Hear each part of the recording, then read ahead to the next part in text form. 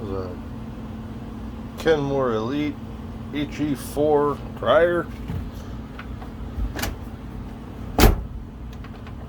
Nothing turns it on except, and I alternate pressing more time, less time. Every light turns on and it won't stop beeping. The time changes when I open the thing. It stays on 8. I can hit more time and it'll go up to 88. Jump back to 49. None of the cycles work. If I hit more time, less time, that turns off. If I hit that, it'll start, but it'll just keep screaming. I don't know what's going on.